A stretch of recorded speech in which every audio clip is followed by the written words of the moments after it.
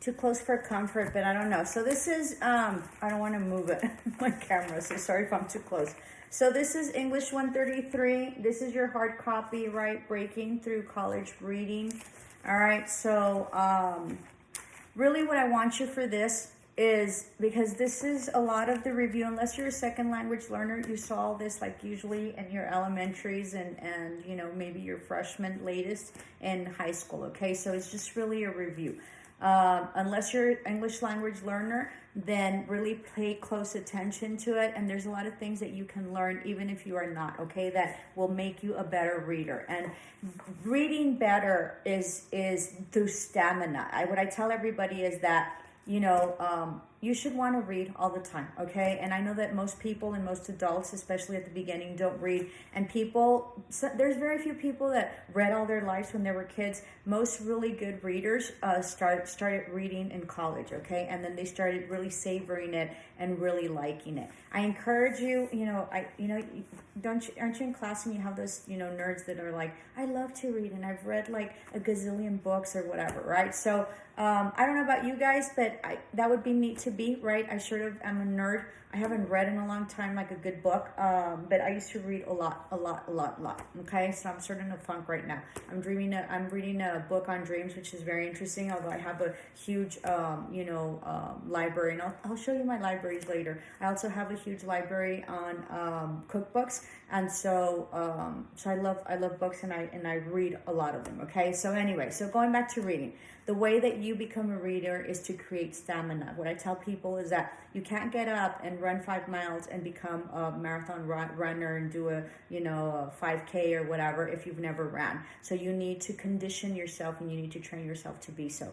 And so the same deal with reading. So if you don't like to read, you're not reading the right things. So I would highly suggest, and this is hard doing it at school because in school you're told what you're supposed to read, and who wants to read everything boring, right? But once you have a chance, right? Because this is about really incorporating it into your life, especially with your phones and your iPads. You guys have so much access to so many things. So, get magazines that you like. I like magazines that are like spiritual magazines, right? On spirituality. I like magazines for, fashion, right? And makeup. I like magazines for gardening and cooking. So I look at those magazines as well, but also because I'm an entrepreneur and I'm kind of nerdish, so I sort of also do The Economist. And, I used to read a lot of periodicals like the New York Times I read for a long time. I like to use hard copies, which, less and less you have access to.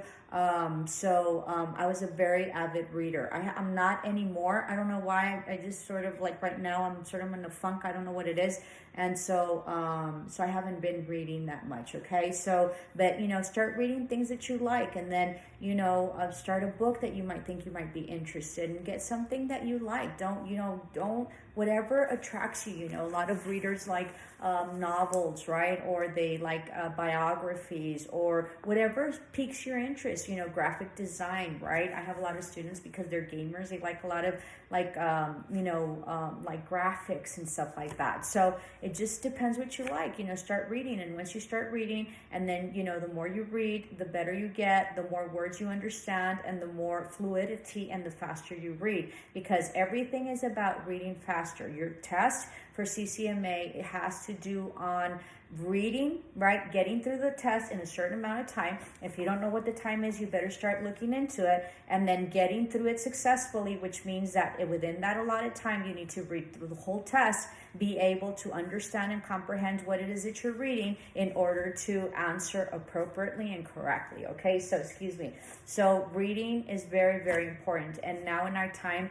if you don't read, you don't succeed. Okay, so I highly encourage you to read. And at least my objective is to be a lifelong learner. And I think that that's what your objective should be as well, because we are forever changing and we are forever learning, and we never not learn. Okay. And, very high vocabulary is important.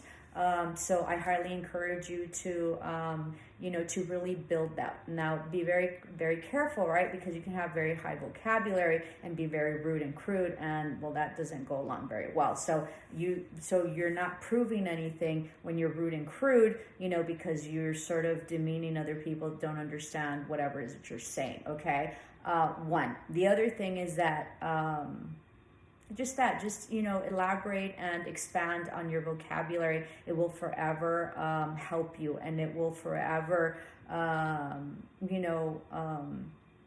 make you more knowledgeable, okay, more than anything. So this is your book, okay, and this is what you have to do, okay. So for chapter 1, you're going to do personal feedback on page 3. Let me write this down. All right, and then you're going to do, sorry, my book is falling apart, so here I always have to put it in. Make sure you read chapter 1. You're going to do personal feedback. Pay really close attention, okay? Chapter 1 is very, very, very important. And then you have a weekly time chart, okay? This was usually for our,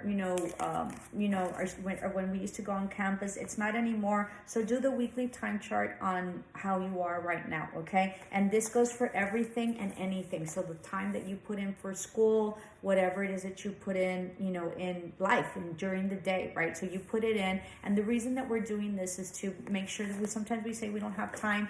Right with COVID, right now with COVID, it's kind of bizarre, the schedules that we have. I've also noticed that it's easy to get into depression and just sort of lounge around. So this will help now, right, to see where you're at or whatever. At the bottom here, okay, you have to multiply times 3. So like if we had normal school and you come to my class 3 times, was it 3 times? Or every day? I don't remember. I think it was 3 times a week or something like that, right? I don't even remember. So then if you have a class 3 times a week, then you have to multiply times 3, right? And then I think like times the 5 or something like that. So you multiply your total amount of classes per week, and then you multiply times 2. Sorry, it's not 3. You multiply times 2, and that's the amount of hours that you should study for that specific class. Okay, if you want to be elite student, you have to put in a lot of time, okay? That's part of the reason that my classes are pretty easy breezy, because I feel that if I can, give you extra time somewhere else and free up your time. If I can free up your time with not having you to spend so much of your time with my class, and you get done with my class quickly because you get done with the homework, then that time that you have that you don't spend in my class, right, or doing stuff in my class, you can spend it in other classes that you really need, like medical terminology or getting ready for your CCMA or whatever. So that's part of the reason that I structure my classes the way I do. It's not because I'm stupid. It's not because I don't know, because I can make my classes as hard or as easy as I want. I did curriculum forever. I ran a whole school. I created curriculum, okay? And I was driven by data. So, but I don't want to do that, because why? Because we're all struggling, because school, school is hard, right? And mostly nobody likes school. And the only reason that we go to school is because we know that that's an advancement. For those of you who like school, it's great, but mostly hardly anybody likes school. And it's just something that you have to do, and that's okay, all right? So that's why I make the classes the way I make them, so that way I can free up time for you from my class, so you can spend that time in another class, okay? Studying for that other class, so you will be successful. Because what I want you to do is I want you to be successful in life. That's it. It's that simple. And if I can facilitate that, I will. Why? Because sometimes we need a break, right? And sometimes we just need a break. And sometimes you're just grateful for that person that gave you a break, right? And facilitated things, okay? So that's where we're at, okay? So you're going to do the schedule, and that's on page 7, all right? This is for chapter 1. And then you're going to go to read all these reader tips or whatever. Those are really important. Anything that's bolded, anything that's highlighted, anything that's different color, right? Anything that is on the side, you need to read. It's probably important, okay? And then we go to chapter 1 right here. And then we have here on page 22, okay? We have on page 21, we have reading effectively, all right here. And then you go to page 22, all right? Make sure that you read all this, and then right here, you're going to read a passage that you're going to have to time yourself. Make sure that you read the instructions.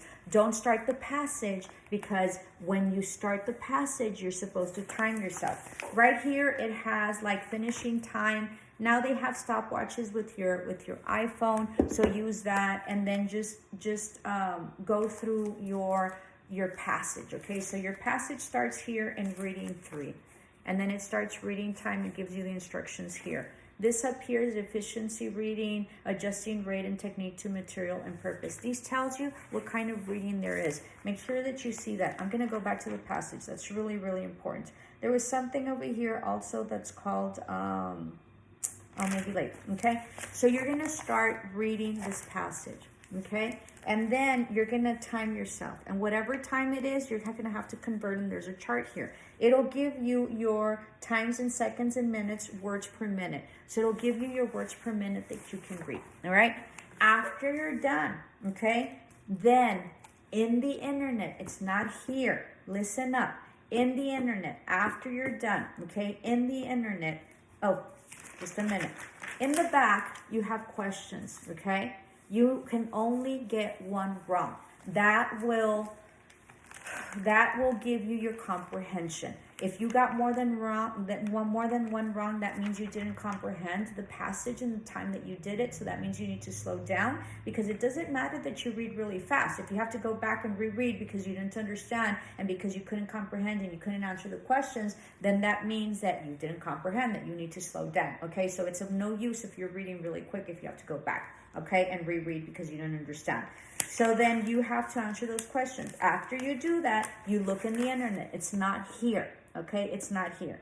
And you're going to look for a title, an article that says Forbes, that's titled, Forbes, do you read fast enough to be successful? So after you've done your reading and after you've answered your questions in the internet, not in the book, you're going to go and find to see what your reading rate is. And you're going to look for, do you read fast enough to be successful?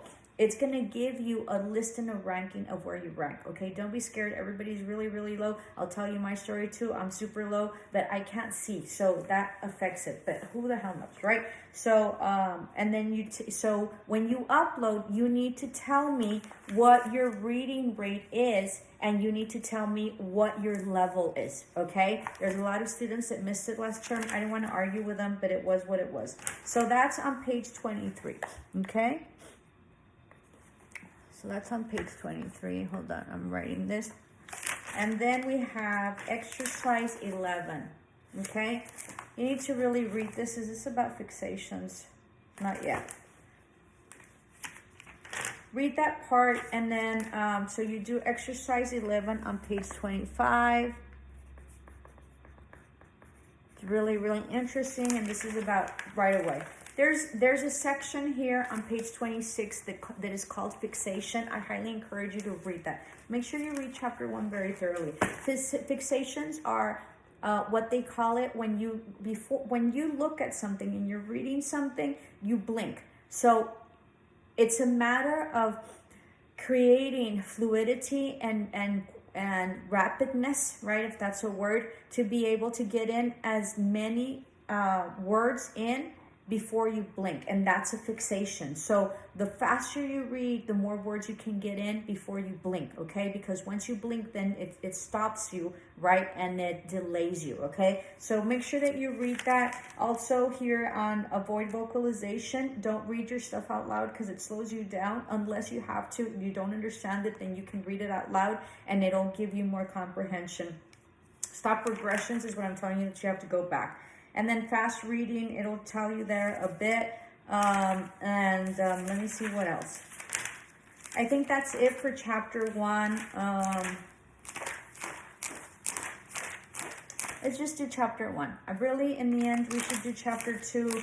But let's just do chapter 1 because I want you to do that correctly. So chapter 1 is page 3, page 7, page 23, and page 25. And then exercise 11. All right? All right, So that concludes our chapter 1. Be ready for next week, and then we'll probably do another chapter 2 and 3 for next week. And really what I'm going to focus on this is really to build up your vocabulary, okay? And that's really what you're going to be doing, okay?